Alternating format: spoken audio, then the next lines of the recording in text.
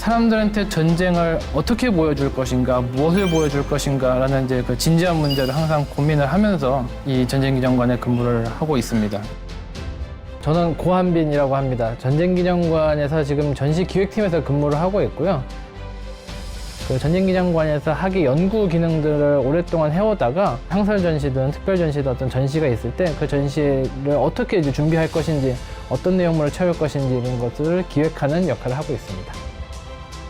같은 취미를 영위하시는 분들은 이걸 많이 이제 부러워하시죠. 왜냐면 자기 관심사와 일치하는 것을 하게 된 사람으로서 이제 봐주시니까 그렇다면 뭐 성덕에 맞겠지. 저는 그래서 그냥 받아들이고 있고요.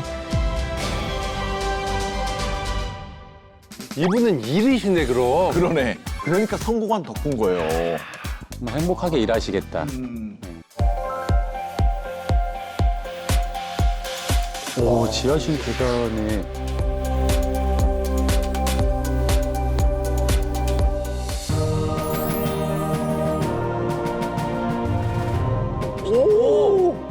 저거 옛날 무슨 전쟁 영화 나오는. 맞아요, 맞아요.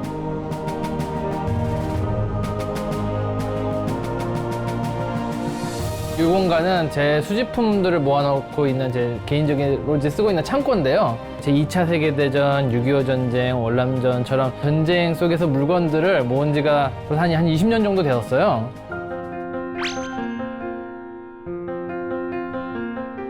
제가 초등학교 다닐 때 그 당시에 나왔던 영화가 태극기 휘날리며라고 있었어요. 그 영화 속에서 나오고 있는 사람들이 입고 있었던 옷이나 차림새 같은 데 관심이 많았고 밀리터리 매니아가 이 영화 제작을 도왔다라는 내용이 나오더라고요.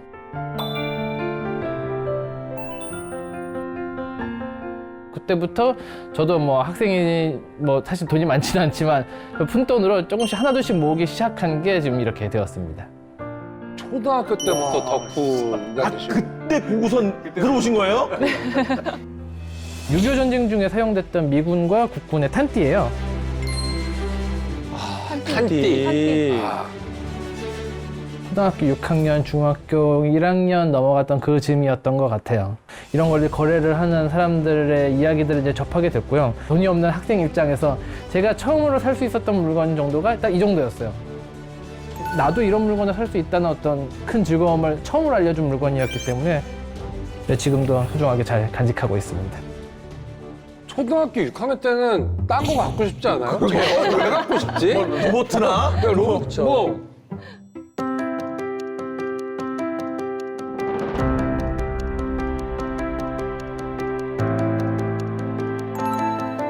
6.25 전쟁 중 국군의 옷차림에 대해서 사람들이 잘 몰랐다가 뒤늦게 알게 된 것 중에 가장 대표적인 게 국군의 방한복이에요.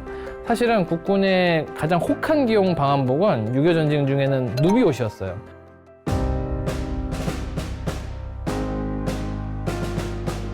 육.25 전쟁이 얼마나 추웠어. 너무 추워, 너무 추워. 저거 하나로 버틴다는 게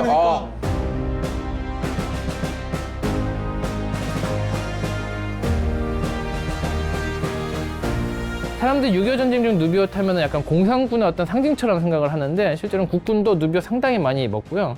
제가 아주 우연한 기회로 미국에서 6.25 전쟁의 막바지에 쓰였던 국군의 방한복 실물을 입수를 했었거든요. 이렇게 온전한 상태로 갖고 있는 거 아마 저도 국내에 유일하지 않을까라고 좀 자부하고 있는데 그걸 좀 보여드릴게요. 새 건데? 너무 깨끗한데? 어쩜 저럴 수가 있지? 먼저 좀 상의부터 보여드리면요. 겉은 이제 면으로 짜여져 있고 그 안은 이제 우리 흔히 이제 광목이라 부르는 이제 천으로 되어 있고요. 모직물 이제 재단을 하고 남아있던 이제 그런 폐 모들로 지금 이제 채워져 있는 것이고요. 이렇게만 보면은 외피의 기능, 그러니까 뭐 입었을 때 따뜻할 것 같긴 한데 어떤 뭐 물기를 막는다던가 아니면 바람을 막는다던가 하는 어떤 그런 기능성 원단의 기능은 사실 전혀 없는 셈이거든요.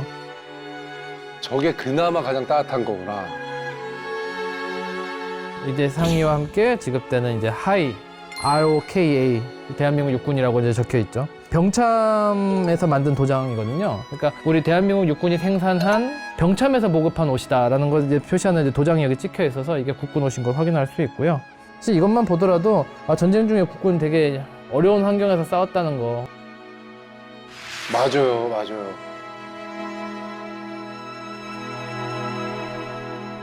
그리고 제가 가진 6.25 전쟁 물건 중에서 사람들이 이제 재밌어하는 가장 아마 특이한 물건 중에 하나가 이걸 것 같은데요.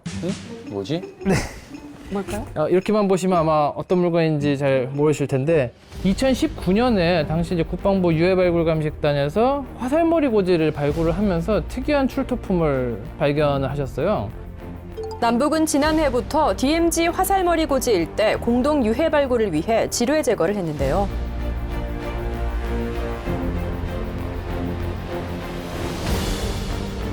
뭐예요? 저기 뭐죠? 발굴하셨던 분도 처음엔 이게 뭔지 몰랐다고 하시더라고요. 나중에 알고 보니까 그게 6.25 전쟁 중에 사용됐던 방탄조끼였어요. 우와! 방탄조끼였어. 진짜요?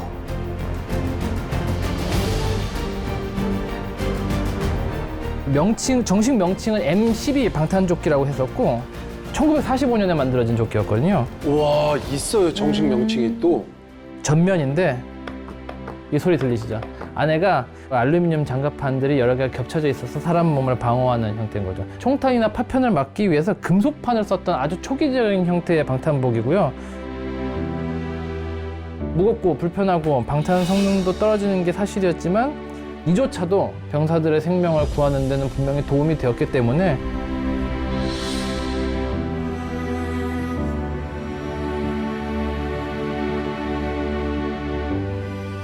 안에 다 철판이다 보니까 제가 입었을 때 이 철판에 뭐 서늘함도 있고요. 안에서 움직일 때 이 철판 움직이는 소리도 나고 해서 좀 이게 요즘 기준으로 봤을 때 방탄조끼처럼 느껴지지는 않아요. 정말 진짜 중세시대 때 갑옷을 입은 것 같은 느낌입니다. 뭐 어느 전쟁에서도 마찬가지인데 전쟁 중에 군인을 가장 많이 죽거나 다치게 만드는 것은 총탄이 아니라 파편이에요. 이 조끼를 만든 개발자도 그 당시 기술로는 총탄을 막는 조끼를 만들기 힘들지만 파편을 막는 조끼는 가능하다. 근데 그것만으로도 상당히 많은 병사들을 살릴 수 있다라는 전제로 이 조끼를 만든 거죠.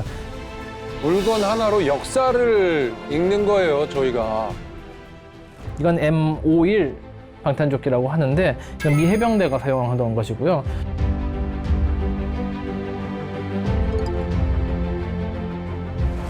여기서부터는 우리가 이제 도론 플레이트라고 해서 천에다가 어떤 수지를 부어서 딱딱하게 굳혀 만든, 우리로 치자면은 뭐 합성 수지로 만든 기화 같은 것들이 이제 들어간 조끼가 되겠습니다.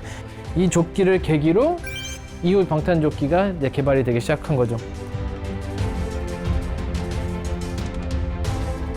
그리고 이 조끼에 이어서 이제 개량형으로 1968년, 69년에 이제 등장하는 이제 우리 M69라고 부르는 이제 방탄조끼입니다. 미군이 생산했던 방탄조끼를 그대로 국군에게도 보급했고요. 미국과 함께 작전을 했던 남베트남 군한테는 심지어 이제 남베트남 사람의 체형에 맞게 사이즈를 약간 줄인 이런 동일한 형태의 조끼가 지급되기도 했었습니다.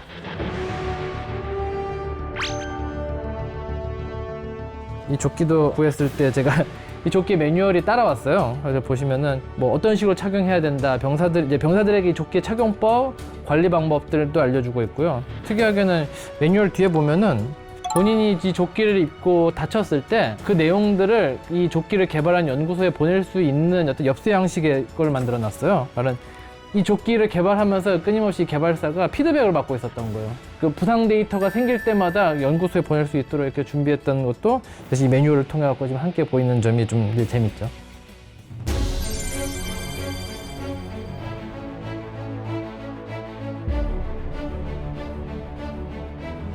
형들 어떻게 갖고 새 거야? 저거를?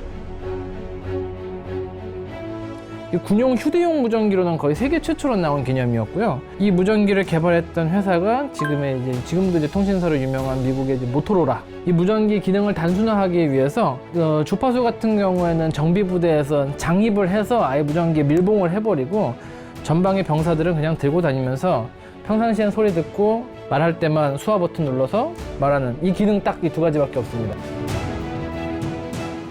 BC-1000 무전기. 훨씬 더 대형화된 무전기죠. 이제 등에 메고 다니는 형태로 커졌고요. 역시 휴대용이죠. 통달거리가 훨씬 길기 때문에 더 강한 전파를 써야 돼서 훨씬 더 사이즈는 커졌습니다. 통달거리라든지 주파수라든지 직접 이제 통신병에 직접 이제 조절할 수 있도록 여러 기능들이 좀 놓여 있고요. 이 BC-1000을 계기로 나중에 이제 PRC-10, PRC-77, 그다음부터 지금 사용되고 있는 이제 우리 이제 국산 이제 무전기까지 이어지는 어떤 그 계보의 첫 시작이 되는 무전기죠. 영화에서 많이 본 것 같아요. 맞아요. 이렇게 맞아요. 저희 지금 뭐 공격당하고 있습니다. 칙칙칙 하면서 그죠? 당시에 실물을 구하기 어려울 때 제가 직접 만든다던가 재현을 해서 이제 복원을 한다던가 하는 식으로 제가 갖고 있는 물건들도 있거든요. 이를테면 그림이 그려져 있는 이제 철모죠. 호랑이다. 촬영하셨던 분 중에 우리 저 이승용 선생님의 수집품을 통해서도 아마 비슷한 물건이 소개된 걸로 알고 있는데 그림 잘 그리는 미대생들 데려다가 직접 그린 거예요. 저희는 다 수작업입니다. 핸드메이드.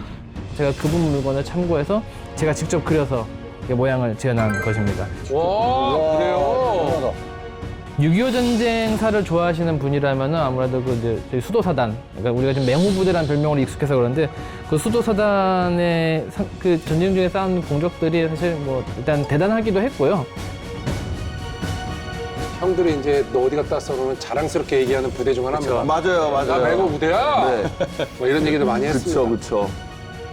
이 철모 모양이라면 1951년서부터 53년 사이, 그러니까 고지전이 한창일 때 수도사단 병사들이 썼을 법한 철모의 모양을 지어낸 것이죠.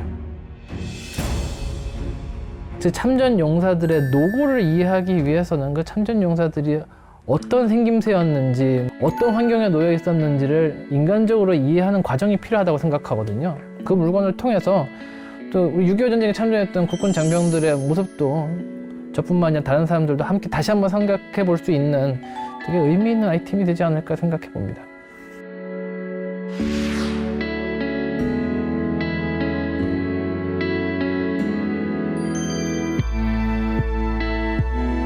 단순히 마니아에 그치지 않고 스스로 길을 만들어가고 있다는 거. 그래서 좀 자부심을 찾고 싶습니다. 아,